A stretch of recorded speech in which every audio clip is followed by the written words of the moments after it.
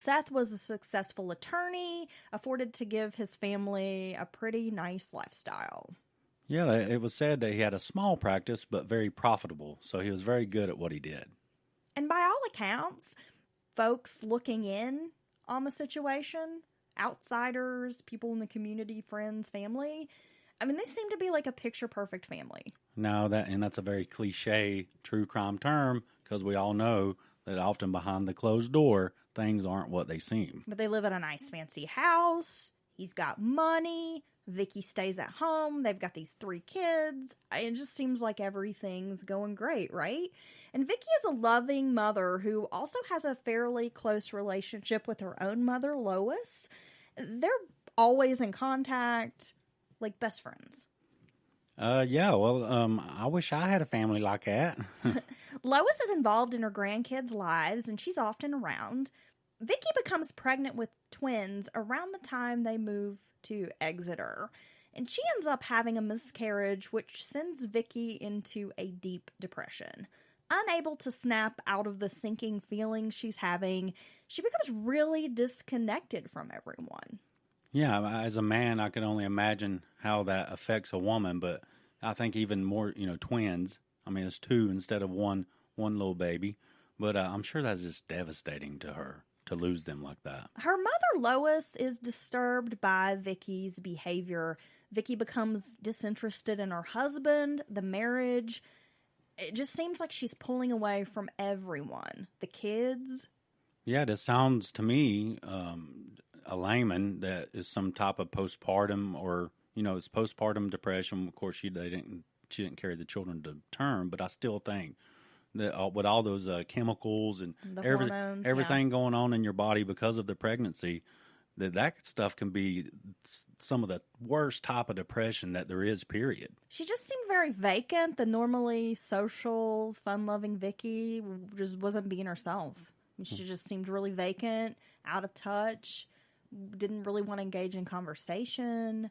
She just was very, very unhappy. Yeah. And from accounts, Seth tried to please Vicki. He would buy her expensive gifts, that kind of thing, but nothing seemed to help. Yes, and when you withdraw like that, even if it's obviously for a very serious, a good reason, if you will, that could lead to other complications in a relationship. Vicki's depression begins taking its toll on the marriage. Not only does Vicki's mental health take effect on her husband, but Joey, her adopted son, who is a young teenager, feels the trouble churning. He takes the opportunity with an absent mother figure to act out.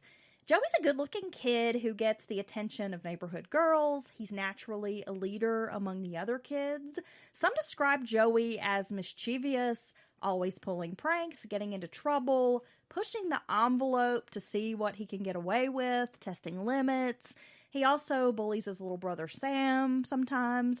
And with Vicki being absent-minded from the situation and withdrawn, not being like that active parental figure, Seth really has to take on the role of sole disciplinarian. Yeah, I mean, he sounds like he's a bright, good-looking kid, maybe a type A personality, very outgoing. But yeah, I could see with her kind of withdrawing into herself, backing off of her parental duties a little bit because of the sadness and depression. I could see him kind of, taking it, we've all been young before, and you're already feeling your oats. So yeah, I could see him kind of, running wild a little bit. Taking advantage of the situation. Yeah. And you also have to realize a lot of times when there's trouble at home, be it an extremely depressed parent, marriage isn't what it should be, kids look for an opportunity to act out, and often it's negative attention. Well, yeah, because kids, they can say what they want and be the surly teenager and all that. Kids want structure. They want interaction from their parental figures. They do. They want rules. I mean, when your parents are involved in your life, even if they're telling you, no, you can't do that, right? It gives you a sense when you're a kid of knowing they care about you, they love you, they want what's best for you. Yeah, my oldest daughter, Willow, she had a little period of acting out, being a little rebel and all that. And I would, I'm on her ass, riding it, trying to get her. And she's told me later, she would complain to her friends, and some of her friends would be like, well, at least your dad cares. So, I mean, that's what they really want. They want structure. With the eroding relationship and his feeling like the only active parent, Seth starts feeling pressure and he begins having an affair. Yeah, yep, that's what happens, and it's unfortunate. At some point, Seth goes to a business meeting in Massachusetts, but stays out way past an appropriate hour for a meeting. Suspicious, Vicki rummages through his belongings and discovers that Seth is being unfaithful. Yeah, because Seth is a goofball and has the damn receipt for the hotel room in his pocket. What a dumbass. Much to her dismay, Vicki confronts Seth about the affair, and, she's heartbroken over this. She's super depressed, still reeling at the loss of these twins, this miscarriage. She's not in a good place. No. And then finds this news out. Yeah, I've been depressed before, and I know how you feel. You can get your body image, your self-confidence, everything goes down, mixed in with the depression. She's lost, her children and, her little babies.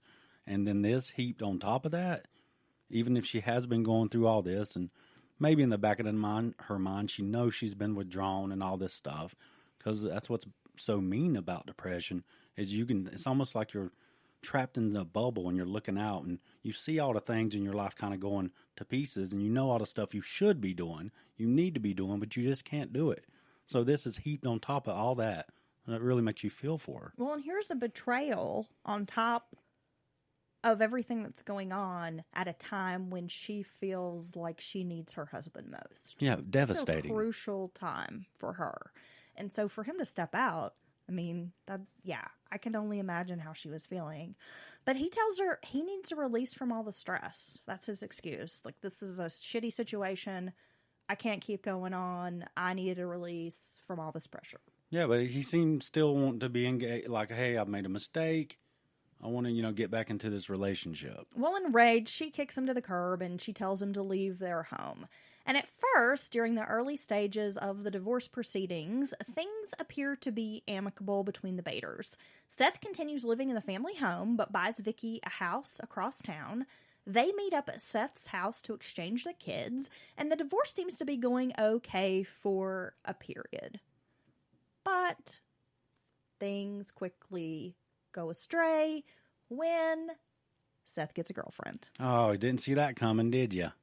Now, we all know that bringing a new partner in, especially before the other relationship has ended and this divorce is not finalized, is a potential to cause problems. Hell, I know people who've moved on from relationships but then freak the fuck out when they find out their ex is seeing someone else. Oh, God, hello, hitting close to home, that ain't it? Jealousy, everything. Well, yeah, if you're off doing your thing, but and you're like, well, I'm making plans, I might, start dating, and then all of a sudden, here's this third party into the situation, and then all those feelings come up, even if you hate that person, even if you should be apart, all those feelings still come up. Vicki goes to pick up the kids from Seth's house for visitation, and she's confronted with this tall, leggy, voluptuous blonde bombshell who's in her early 30s named Mary Jean Martin. So she's younger, she's attractive, long-legged, probably walking around and not afraid to show it off, is the way she's described. That's going to make it even freaking worse, dude. Well, yeah, Vicki is a very attractive woman in her own right. Oh, she is. But, she's the mom. She's probably a little bit more conservative in her dress. Well, it's no different than if Vicki had shown up with a younger beau, 6'3", 220. With washboard abs. Washboard abs, the big, tall, handsome guy who's funny and outgoing, and, the kids love him. That's the type of thing that gets a dude. Yeah. He's got money, he can do all the things you can do. Plus, he's got a big old personality. See? Hey. Judging from photos, it's clear that Mary Jean is out of Seth's league, and I'll be sure to post some of those photos on social media so you guys can see for yourselves. Seth is short, chubby, not particularly good looking. I know that beauty is in the eye of the beholder. Yeah, so maybe Seth's got skills we don't know about. Perhaps. And he's got that loop. But Mary Jean is attractive, and they visually make an odd couple. It's likely maybe she saw dollar signs with Seth. Who knows? Maybe she really liked his personality. Even if she didn't, that's what everyone's going to assume. But friends, people in town, all commented and noted that they thought it was an odd couple. Well, and that she was out of his league. You know, she's way too hot for him. She's hot. She's younger. I mean, you're just kind of asking for it for some other kinds of complications to arise from this situation. Vicki and Mary Jean have some words when they have this meeting at the house. And Vicki's very upset because the divorce isn't even official yet. And Seth has moved on to the point of moving this other woman into her house and proposing to this woman. Yeah, I know, but if only Vicki would just take a step or two back and say, well, he did buy me this other house. I mean, who the hell can do that? That's rich people moves. And I do have a footing to move on with my life. But hey, got to be honest, I'd probably feel the same way. Well, yeah, absolutely. This is our home. This is where our kids were raised. There's, that has its own aura. That has its own special, and she's hurt. Exactly. So I understand. Yeah. And the news of Seth's engagement to Mary Jean sends her into more of a depression. She's really angry, and it seems strange. Things kind of begin to happen to Vicki. She confides in her mother that she feels pranks are being played on her or that someone is purposefully trying to mess with her. Yeah, and see, coming off having been depressed, very depressed, and all the other issues she's dealt with, I think it would be my natural, if someone told me this and I knew all their history, I'd be like, well, yeah, I know he's got the new young girl, she's hot, and I think maybe you're just, being a little much. Is this really happening? Or what are you doing here? She claims her tires are slashed on her vehicle. She's paranoid, talks about being stalked, that someone is following her, watching her. She also says she thinks it's one of her relatives. Oh, well, that's weird. Someone from the Bader household. And this all sounds odd to others, almost delusional. Lois and others kind of brush off Vicki's claims, thinking maybe she's just really upset or possibly making up things for attention. Yeah, and that's unfortunate. But, if you really do, if you know it's real or not, if you do have a feeling like someone's watching you or you keep getting that, the hairs on the back of your neck, that is an instinct that goes to the lizard part of your brain. That's some real shit. So if you're experiencing that over and over, this unsettling feeling, but you're trying to tell people and they're kind of like, well, not taking you seriously. Oh, yeah, that'd be very disconcerting. Meanwhile, the Bader household has not gone back to normal. While Mary Jean is living at the house, the dynamic is odd. According to reports, Mary Jean usually dresses in very sexy clothing, often scantily clad, which of course everyone notices. Yes, when you live everyone. In this small town, people are in your business.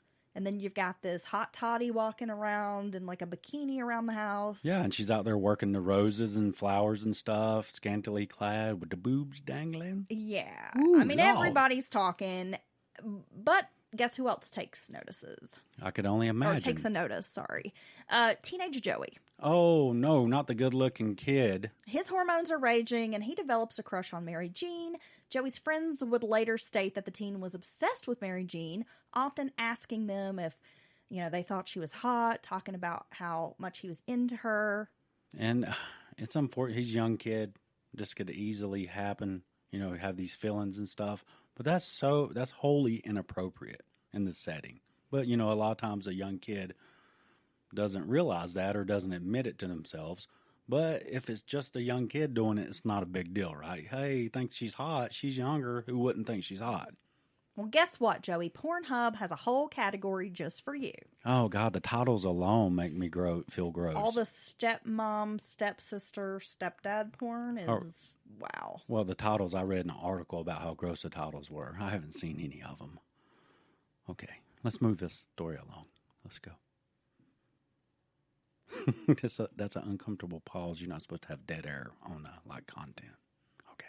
Yeah, me and all the other women out there who have husbands and boyfriends and partners. Oh, yeah? Yeah, we're all giving you the same look, Dylan. Wait, but you know what? You guys look at it too, so I'm not being fooled. Well, I'm not looking at the stepsister stuff. Well, I'm not looking at that either, because that's I'm serious. And here, okay, just in all seriousness, the titles and stuff are gross, and I don't understand why they have to do this to just make a porn. Like Joe Dirt, you're my sister, you're my sister. Just it's Okay, yeah, enough. yeah, As tensions escalate between